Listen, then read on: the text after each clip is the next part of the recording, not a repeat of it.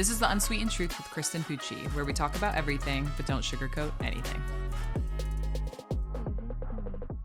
Welcome back to the Unsweetened Truth pod with Kristen Pucci. Today we have a little bit of a fun episode, a little more relaxed. I am in no makeup. We had our celebration last night, our 5-year anniversary party. Woo! So fun. We were up late and just had a great time celebrating Cray being 5 years old. So we're getting a little bit more of a relaxed pod today. We have a fun question and answer that Carolyn's going to be helping me with from behind the camera. It's going to be, what is it, unrated? Unrated and uncut. Underrated versus overrated things. Can be business, can be personal, can be whatever. I'm going to give my 2 cents, whether or not you ask for it. And we're going to go through a whole list. So, Carol, without further ado. All right. First category, business tools and habits. Okay. Overrated or underrated? Business cards.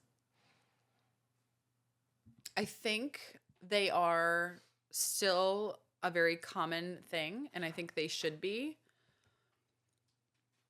I think depending on the industry you're in, they could be overrated. Like if you're working in tech, I feel like you should have like a more techie version of type way to transfer your information from one to the other. But no, I like business cards. I think they're good, but it definitely depends on the client. I think it's hard to get a good business card and a good quality business card. But yeah, I think business cards are good. We should keep them. Email newsletters. They're a pain in the butt to make, an email newsletter. But I see the benefit. Yeah, I'd keep them. Personal branding. Obviously, we're keeping personal branding. Yes. Why do I want to say unbothered? I want to say every word, but it actually is. I would say it's underrated. Personal branding is way underrated. And I just had a conversation with somebody the other day that like they work at a firm that has very strong branding, but I explained to them how they can have their own personal brand inside of a firm of a bigger brand, right? Like say you're an engineering firm and it's an engineering firm, but you specialize, you're like the independent agent specializing in something independent, and how you can have your own personal brand that like you're very straight to the point, direct, problem solver, gonna get it done. Call, Joe at ABC engineering firm because he's your guy. You can have your own personal brand outside of a company brand. And I think people miss that sometimes, that they think that they are only a part of the bigger conglomerate, and that's not the case. So definitely underrated. And I think a lot of people don't even recognize that it exists. And what about if people want to learn more about personal branding and or have a personal brand? They should call us because we specialize in that. So thanks for that. By the way, these questions were not created by us, so we didn't specifically even put that in there. But yeah, if someone's having an issue with their personal brand, or they don't even really know what their personal brand is, we know people that specialize in that, so we can help. Those people are us. Virtual assistants. I think they are overrated. A virtual assistant. This is my own lived experience. I really struggle with the way that it's all happening and how consistent they are. This is a virtual assistant, you said? Okay. I think there's so much training that happens and then they're like gone. I know that there are some very, very good ones. And it's funny that you're asking me this because I was going to reach out to someone that I know has had a virtual assistant for a very long time and they seem to like her. So I think I lean more towards the overrated because I just haven't had a good lived experience, but I also maybe was not looking in the right place. Early morning routines. Okay. Here's what I'm going to say about an early morning routine. There is such pressure from TikTok and Instagram and social media to have this like perfectly curated morning routine that like your pajamas match and your matcha matches your, avocado toast and all of that. And then I journal and I this and I that and whatever. A morning routine is supposed to be equally like challenging you and growing you, but also is enjoyable at the same time. And I think we put so much pressure onto this like perfectly curated morning routine, and something that works for somebody else might not work for you. But I do believe in, so from that standpoint of that like society trendy morning routine, no, I think that is completely overrated.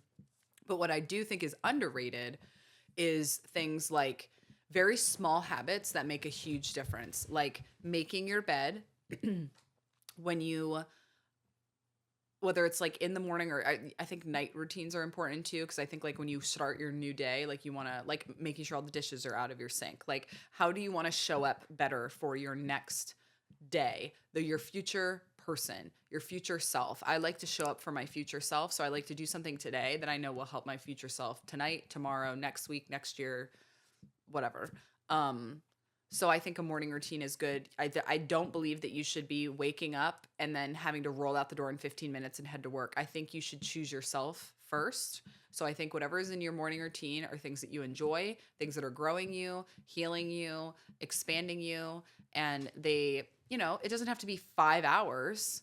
Some people like that, but I think you should move your body. I think you should work your brain. And I think you should feed yourself too. And do all of those things in the morning. I think you should choose yourself first before you just jump into doing things for other people, like an employer or a family or a spouse or whatever. So that's would be my opinion on those. Working late nights and hustle culture. No, hate working late nights. I've said this on other podcasts, but it's something I will just continue. It will be a consistent thing that I'm always saying. If you are someone who's working around the clock later at night, in the morning, and you're hustling. I have so much I have to do. You have horrible time management, and you're a control freak, and you're also bad at delegating. Period. The end. Great. Having a business coach. Underrated. You need to have, and it doesn't even have to be a business coach, but I think you need a coach. And whether that to you is like more of a therapy, life coach, business coach, whatever it is. I have a life coach, a business coach, and a therapist. So I have 3 people, and they provide different things for me. My business coach tends to beat me up.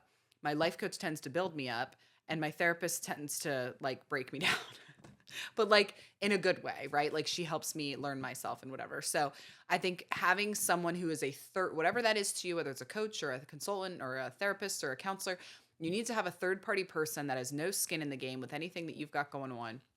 And you can just be your worst and ugliest self with them, and they can help advise you and see the forest through the trees. Sometimes when we're so stuck in our own problem, it appears so much bigger because we're staring right at it all the time. But when you engage with a third-party person who maybe has a background in business or whatever it is that you're doing, they just have such a clear way to see something, because when you're emotionally invested, you're trying to look through fog, and it can be more challenging. So absolutely, I think anybody who is serious about their professional career needs to have some type of mentor, coach, thing like that. Attending networking events.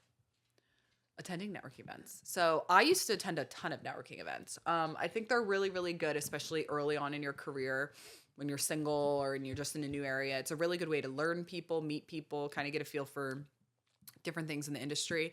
But it can very quickly lean to like inappropriate things.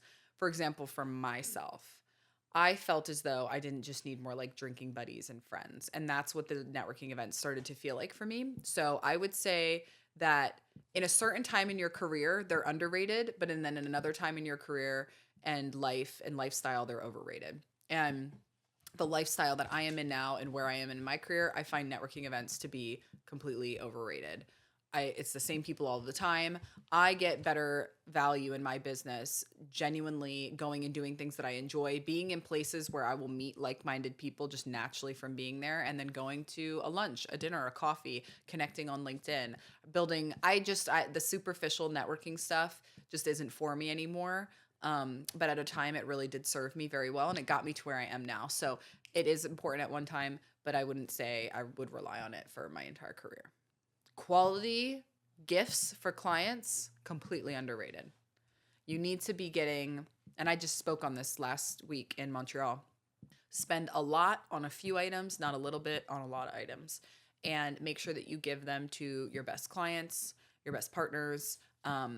Make it somebody's favorite something. And I just, like I was saying, I just spoke on this last week in Montreal, and I gave people a lot of different ideas that, well, how do we get into this new market, or how do we get in front of these people? And it's like, give them something that they genuinely appreciate. They will want to use every single day. And to me, that's priceless. It's priceless. Get to know the person and buy them something that they genuinely enjoy. Don't do the gift card idea, you know? Do something meaningful. And it shows your personality. Like a love language of mine is gifts. So it works with who I am. For some people, it may not. Okay. The next category is marketing/social media. Overrated or underrated TikTok for business? Depends on the type of business. Like, I just think it really, TikTok has such an interesting algorithm, like I was just saying. So if you have like a product, like a widget or a gadget that you could sell anywhere, anytime, I mean, I would be all over TikTok, because anybody can see it. And just the way that their algorithm works, the views work, and all of that is just so impressive. If I'm like a local business, if you want to have fun on there and you just like want to go, if you want to get more views or you want to start being paid in some capacity, sure, go for it. But I just think when it comes to like geofencing and like it's more made for like these type of people, I feel like, or clothing, or, you know, business to, you know, consumer in some ways. I think TikTok is a really great place to be on there. Business to business is fine too, but yeah, I would say depending on the company, depending on the product or the service, it might not make sense for you, because who cares if you have, you know, 1 million followers if they aren't actually going to be, you know, buying your product. So obviously I love PR, and I think that, you know, having a lot of followers will never be a bad thing outside of like losing privacy and stuff like that, because it just means more people know about who you are, which is good. But I'd spend probably some more time on some other platforms. Similar but different. Overrated or underrated Instagram Reels? Overrated or underrated? Mm-hmm. I think they're underrated. I think I could argue both sides, but I think they're underrated. I think a lot of people will spend time on just like static posts in Instagram, and Reels are really going to be those things that are going to help you grow, get in front of more people. And then your followers typically, obviously, you're going to see them and, you know, go from there. But static posts are good too. You know, you get really good engagement on them. Your followers feel like they get a little extra treatment because they get to obviously be the ones to see that. They can share it as well. But I think I would say they're not really underrated or overrated. I think they're right where they need to be. And people just need to make sure that they educate themselves on what best to use. Paid ads on Facebook? Yay. Way overrated. I'm just a hater. And one of my friends, Paul, he owns a great company and he does, you know, good work with this and stuff. And he's obviously been on our podcast. And so again, I'm not going to sit here and act like I know everything about ads, but I think they're way overrated. I don't want to talk crap because again, I support like so many of those businesses and some of our clients want those types of things, but I struggle to put money into something without having an absolute guaranteed result of something valuable. And I just feel like that's one of those situations that it's just, where is it going? Who is seeing it? It to me gives a quantity result versus a quality result. And I just don't know that that's what people know enough about it. But I think if you have the right team and the right company that you're working with and you explain to them your goals, I imagine there's people that I would be shocked that every single company would be, you know, criminals and doing a scam. I'm sure there are very, very good companies that do those things and do them well. But I think you really need to make sure you educate yourself and you know what you're buying. Because just like anything else, anybody would be happy to take your money. Shout out to Paul. He's now been mentioned in at least 3 podcasts, Literally. if not more. He's just a character. Like he's a character. And he's just funny. Like he's just a freaking character. That's funny. Overrated or underrated LinkedIn marketing? Totally underrated. LinkedIn marketing is, and when I say LinkedIn marketing, I'm not talking about LinkedIn ads. I'm not talking about boosting things on there. I'm just talking about like kind of going back to the personal branding thing. People are not utilizing LinkedIn enough. And it's because I think they see it as Facebook. I think, the major demographic that should be using it, they see it as a rebranded Facebook. And I just don't see it that way. And many people do not see it that way. And you have to get on LinkedIn. I don't care if you sell a product. I don't care if you do a service. I don't care if you're local or not local.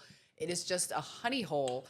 And I will just scream that from the rooftops that LinkedIn is beyond underrated, and it doesn't matter the industry or anything. You need to be on there. There's a way to spin it and make it valuable for anybody. And everybody on LinkedIn has a job. Like, that's the other thing, right? You need somebody to have money to buy your product or your service. Everybody on LinkedIn has a job. You have to have a job to be on LinkedIn. You can't say that for all the other social medias. Why would you not? It's nuts. Overrated or underrated having a podcast? Overrated. I'm kidding. They're hard. So hard. I don't know that they're overrated or underrated. I think they are just right where they are right now. I think we'll start seeing a shift from maybe people going back to like shows or, people having podcasts. I think it's definitely highly saturated. I think it's so easy to get into the market. And I think there's a funny like connotation. I'm sure some people that listen to this, they're like, who wants to listen to her? Well, you're listening to me. So clearly there's something about it that you feel like you want to listen to me talk. But I think they're definitely sought out, highly saturated, but I don't think they're really overrated or underrated. I think they're exactly where they're at, but I would be curious to see what the next podcast type thing is, because it used to be like vlogging and then it turned into podcasts. I'd be curious to see what the next trend is. But people love them, especially business professionals and even other from like personal standpoint, people love to listen to them. So I'd say they're right where they need to be. Overrated or underrated brand collaborations and paying influencers? Yeah. So I think it's brilliant. I think it comes from a place of like social proof, and why I think it's really, really good for companies to align themselves with an influencer per se is that influencer has a very strong personal brand, and they have people that will live and die. The majority of people have never even met an influencer, right? But they trust them based off of, it could be just their personality, their character, their integrity, their reputation. It could be just how they show up. It could be the type of content they put out. People will like do everything and anything for some people. And they have such strong personal brands, and they're coming with a following that really believes and trusts and hears what they say. And so for a company to then align themselves with somebody like that, it's brilliant. It's like, it's social proof in a nutshell. And that social proof is, we trust, let's say, me, for example, and I'm not saying that I'm an influencer by any means to what I'm comparing, but I have X number of thousands of people that follow me. If I say something's good, it's a little warmer than just a random person on a commercial saying this is good. So I think it's brilliant. I think it's a really cost-effective way to market. It's a very human way to market. But my only caveat with it would be, please, please, please pick an influencer and make sure you align with their morals, their values, their beliefs, and you really, really know who this person is, because it can get kind of dangerous that if you collaborate with somebody and you don't know their true character, or you don't know what they truly believe in, you're aligning yourself with another person. And people are the most unpredictable things in the world. At the same time, they're very predictable. But I would just say, make sure if you're going to be a brand and you're going to align yourself, really do some research on this person. Make sure they align from a morals, beliefs, values standpoint. But yeah, go for it. And paid doesn't even have to mean money. Like, if you have a really impressive product or you have a really cool service, you can barter. You could trade those things with influencers if they see a benefit to having your stuff. Again, it could be a very cost-effective way to market, and I absolutely hope that we continue to see more and more of it, because it's a really smart thing to do. The next category is trends. Ooh. I need to shift my weight for this one. Soft launches versus hard launches. I love a soft launch with a relationship. I love a tease. There's a photo. I'm waiting for my moment. But there is one photo on Pinterest that I pinned forever ago. And it's like they're in an elevator. There's a girl and a guy. And the girl is facing the wall that's like reflective in the elevator. And the man's arm is like around her like this, but he's facing the other way. So you can't see who he is, but you can like see his arm and you like see that they're together. Obsessed. I love a soft launch for relationships. But if you're doing like, my allergies are so bad, guys. If you are thinking of like launching something legitimate though, like say a product, a service, or a company, you need to like put your whole thing into it. You need to do hard launch. I also feel like I'm the type of person that like, and I don't post like publicly, or I'm sorry, I'm very private on my social media, but I'm very like, it's very business oriented or whatever, but you like don't know really who my friends are or if I'm dating anybody. And I do that on purpose. Like I love to keep my professional career is so public. I like to keep something private, right? Like I could be whole ass married and nobody would know. And I'm okay with that. And I'm not okay with that from the standpoint of, oh, I'm hiding my husband. It's just like, no, I want to be able to have some privacy because right when someone becomes public, now you're going to start commenting on it. Now you're going to start giving me feedback. And I don't really care if Joe wants to comment on whether or not my husband is attractive or not. I don't care. I care what the people around me have to say, and the people that truly care and love me, I care what they have to say. So I feel like yeah, I could also see myself doing a hard launch with like there's no one on my social media and then it's like I'm married. I could like just share wedding photos. So I think they're both tasteful in their own way, but I do love a soft launch. I do love a tease for the people. I think it's so good. Overrated or underrated? Setting 5-year goals. Setting 5-year goals. I think it's overrated in the sense that I look back and go, okay, like again, we literally just celebrated 5 years. If 5 years ago I would have said that I had a team of 5 people and we would have worked with these types of clients and these types of things, I never would have shot that high. So I fear sometimes with plans, there's so many things in life that are just like are meant for you. That's a part of your path. That's a part of your journey here on earth. And then there's another element of just like the craziest things happen and your whole plan can just burst into flames. And I just think a 5-year plan could also be a ceiling. If you go, that's what I'm shooting for, that's what I want, you might be so focused on that plan that you're not focused on the big picture. So I don't know. I think it's good to have organization. I think it's good to have strategy. I think it's good to have a direction. I think it's good to have goals. But I just get hung up a little bit on like by a certain period of time, this will happen. I see it as if that's what I'm supposed to be doing and that's where I'm supposed to be, I will be there. I will try to be as aligned as I can with my faith and my purpose and my plan. And if that's where I'm supposed to be in 5 years, I'll be there. But like I said, if I set a 5-year plan, I would have been doing less and being a lot less than I am now. Overrated or underrated having a word of the year?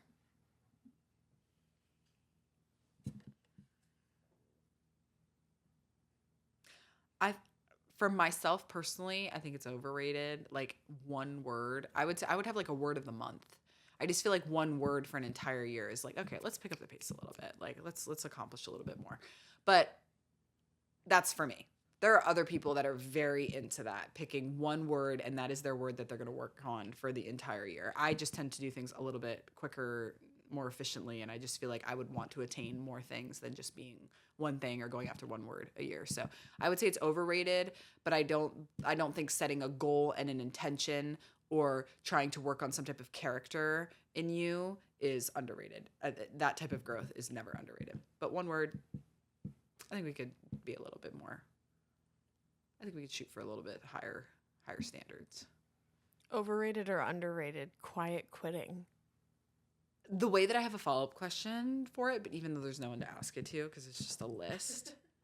But it's like, what are we doing in that time that we're quietly quitting? Are we staying?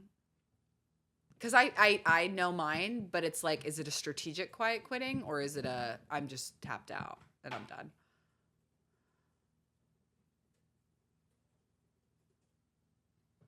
Can I say something here? It makes me sad for employees and employers that can't pick up on people that are quietly quitting. That makes me really sad. I think that's like the whole point of quiet quitting. It's That like working at a place where nobody even like really that. I'm cares. so sad. Like, I'm sorry if you're someone who's listening to this podcast that you have quietly quit somewhere, and I know you're going to tell me the definition, but like that makes me really sad for you. One, because you feel like that's your only option, but then on the other, that you don't have someone that you work for that cares enough about you to notice. And just know that that is not all workplaces, and you don't have to quietly quit and just stay in the job and be miserable and there forever. There's people that like genuinely care whether or not you show up. My recommendation would be to go get a millennial manager, because apparently there's a trend again of millennial managers that we just kind of bring like a little bit of the roughness to it and rigidness, but then we're also like very empathetic and understanding. Try a different company, try a different place. But I'm very sad for quiet quitters. I've done it in my career, and I don't know that I did it so much quietly, but I definitely quit. The definition as it comes up on Google Gemini, which I'm not loving this because it was clearly written by AI? a man. Oh, it's written by a man. Great. Quiet quitting refers to the practice of employees performing the bare minimum required to keep their jobs without going above and beyond or seeking additional responsibilities. See, that's not how I would, that's not the Me neither. definition I would give. It's a shift in focus where employees set clear boundaries and prioritize work-life balance, often by limiting their efforts to their job description and contracted hours. While it's not a formal resignation, it signifies a change in mindset where employees are no longer enthusiastic about or overly invested in their roles. The last part I would agree with. The last part I agree but with. I don't agree with they're doing the absolute bare minimum in their jobs. I don't believe there are slugs that roam this earth, but I do not believe that quiet quitting is because of somebody's laziness or commitment. I think quiet quitting 9 times out of 10 are happening because they don't think that anybody cares whether or not they show up differently. That's what I believe quiet quitting is. I have tried, because what is loud quitting versus quiet quitting, right? They're doing it just kind of like under the table. They're just kind of like floating through. I don't think anybody genuinely deep in their soul likes to show up to work like that. I don't think they want to show up to work like that. I feel like they have to show up to work like that now, because nobody cares whether or not they are doing their job, not doing their job. They are cared for, not cared for, whether they show up, whether they don't show up, whether they're happy, whether they're sad. That's why I believe that people quietly quit. And I am pissed off about Google and the fact that that is what they provided to us, because I believe that that is wrong. Quiet quitting occurs when someone genuinely believes that they are not cared for and their employer does not care whether or not they show up any different. Upon further research, that definition came from Investopedia, so definitely written by a finance bro. For sure. For sure. Next one. Can we talk about that for a little bit more? Sure. Now I'm on a thought about quiet quitting. Go for it. There's also another element about a strategic quiet quitting, though. I want to make a note of that. Another thing about quiet quitting, which is just something else that I think you could call, is like a strategic quiet quitting that I've had to do in the past. Like if you are in a higher level role or whatever, and you've just kind of come to the end of your rope, you're not getting lazy in your role. Like, that's just not good, guys. That reflects you. That's never going to reflect the company. Let me be very clear. If you quietly quit and you are doing the bare minimum in your job and you are not succeeding or doing good work, you could think that it's hurting your company, but all it's doing is hurting you and your personal brand and your reputation and whatever. If you realize you don't want to give more to whatever it is that you are in, then you need to get out of that thing that you're in and go somewhere else that makes you want to give more. But there is another part that I've had to help navigate and help people coach them through this quiet quitting, is that I almost also interpret this as, say, like an executive. This is something I've dealt with many, many times. An executive gets to a point that they're like, I don't really want to be here anymore. But they recognize that their role is highly, highly, highly important, and that they affect a lot of people by them no longer being there. And they also recognize that you could or could not work at a firm that the moment you like voice that you're unhappy, they're going to get rid of you, or you put in your nose and they'll escort you that day. So there is an element of like strategic quiet quitting that I think some people should take into consideration, is that they have to know what their employer will do if they were to no longer be here, and then how they could source out and look for more positions. I definitely am a major proponent. I think that is underrated, is being very strategic in how you leave a job and how you show up in that job until your last moment and second that you are there. I think that is very important. What's my last section? Last section, and we're going to do rapid fire. Okay. So no explanation. No explanation. Okay. Oh my gosh, that's hard. Or I can do minimal explanation. Okay. Vision boarding. Overrated.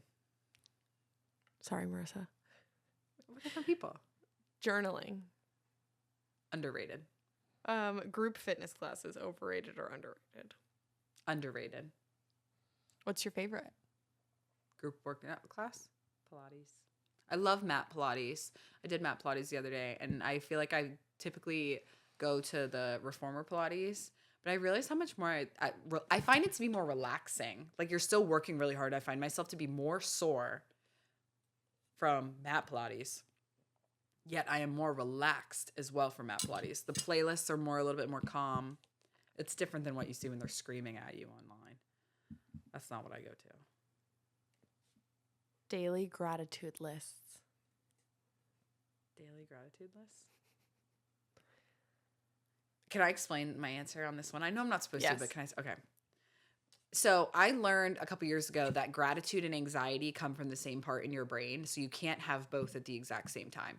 So I think that gratitude and showing gratitude for something is such an underrated thing, because it can help cancel out anxieties and fears of what ifs. If it helps present you, it helps being like, this is what I am thankful for. Thank you for this. Thank you for that. Thank you for, just thankful. It cancels out the anxiety of the what ifs and the maybes and the couldas, shouldas, wouldas that are coming. So I think showing gratitude, I don't know that I need a gratitude list, but I think it's just making sure to constantly remind yourself of, just like, you might be living in the life that you so prayed for 5 years ago, and you don't even recognize it because you're constantly looking for the next thing. Overrated or underrated? Therapy. Underrated. Therapy is incredible. And not just therapy, but a good therapist. And then it's your job, though. They only control 50%. It's your job to bring the other 50% to make therapy successful. So if you go in there and you lie, you're not going to get very good treatment. If you go in there and you don't tell the whole story, you're not going to get good treatment. If you don't, go a little deeper, you're not going to get full treatment. But therapy is incredible, and everybody should have a therapist. Maybe not consistently and constantly, but periodically throughout their life. Yeah. Brunch. Overrated or underrated? Brown sugar? Brunch. Brunch. Underrated. I love a brunch. A good brunch. A good brunch that genuinely has brunch and lunch. And good little bellinis. What about mimosas? Overrated or underrated? I love a mimosa. Just an original mimosa. And just like a little bit of orange. Mostly champagne. Just like a doop doop. Or a bellini, like a peach bellini. You know who has the best, what I would appear to be like a brunch? I love the lunch at the Hershey Spa. Like, that to me is my dream brunch. It's mostly Mediterranean, a little bit of protein, a little bit of carb, a little bit of fruit, a little bit of veggie, something warm, something cold. I get to lay in a bathrobe. Mm-hmm. It's a dream. We got to go back there. Agree. All right, back to rapid fire. Stop giving explanations. Sorry. Group trips. Overrated or underrated? Like a vacation? Or like a field trip? No, like a vacation. Underrated. I love going to things as a group. I love group things. Pickleball. Underrated. That was so fun. I need to get back into that. Overrated or underrated? Trader Joe's. Underrated. I love Trader Joe's. Can I say a hot take? Overrated. I think it's overrated. You think it's overrated? How so? Explain why. Their portions are so small. So they have really good things, but you have to buy like 3 of them to feed your family. See, I think if that's your expectation, that's not my expectation of I know Trader that they're Joe's. like an accessory grocery store. Correct. Like they're in a category for me. If I need bulk, I'm going to Costco. I'm going to BJ's. I'm going to Sam's. I'm going to the farmer's market. If I need a specialty item, I'm going to Wegmans. I'm going to Trader Joe's, something that I can only get there. But absolutely, the portions are small. But I think that isn't that what they originally created it for, though? Was that it was for like singles and cities and stuff like that? Like it kind of isn't that, or like Maybe. small. What? Maybe. Oh, I don't know. I don't know either. I love it though. Some of those things there are so good. Sharing locations with your friends or significant other. I love sharing locations. It's the best. I love sharing locations, but you have to have you have to like have boundaries with yourself with it though. Like if you find that you're like, where's my boyfriend all the time, like get a chill pill. But I think it is so. Don't get a chill pill. Get a new boyfriend. Well, correct. Get a new boyfriend. Thank you, Carolyn. Get a new boyfriend. And you need to self-reflect. Like, why are you with someone that you need to know where they're at all the time? So I don't think that's healthy, but I know that I will share my location with my boyfriend if I'm going somewhere that could potentially be like unsafe, even if I'm with my girlfriends. I will do that because I'll be like, keep an extra little eye on me, please. Or, I just love having my girlfriends' locations, just like merely from safety, but also like if I know if they say I'm on my way and I know that they're not, because I still see that they're in their little house, then I think that's funny. But yeah, no, I think sharing locations are good. This world is just such a crazy world. I just see it from like a safety standpoint that I think it's smart, especially if you go on a girls' trip or something. Oh my gosh, you need to know where everybody's at. Absolutely. Surprise parties. Underrated. I wish I had one for myself. House plants. Underrated. You need 1 million. And you got to take care of them. They're not that hard, I promise. You're just buying the wrong kinds. All right, last one. Concerts. Underrated. I love a concert. Love. Specifically country and worship and Christian concerts. What? Wrap it up. Wrap it up? We're done? We're done. Oh my gosh. Thank you so much for coming to the podcast today, guys. Now I'm going to go take a long nap and probably eat a snack later. And I'm going to rot tonight. Tonight is a rot night. We had a really great week. We had a lot of fun. We worked really hard. A lot of new exciting things going on, new team members, and just we have a lot of really good things happening. So very tiring week, but ending the week very blessed, very filled with gratitude. And I just appreciate all of the listeners that we have on this podcast, past, present, and future. And just want to thank you guys so much for showing up for us. And we hope to continue to show up for you in the best ways that we can. If there's other episodes or things that you guys want to hear from us, please put them in the comments. Send them directly to us either through the website or through social media. It doesn't matter. Contact me directly. But thanks so much for listening to another episode of The Unsweetened Truth. And I look forward to talking to you guys next week.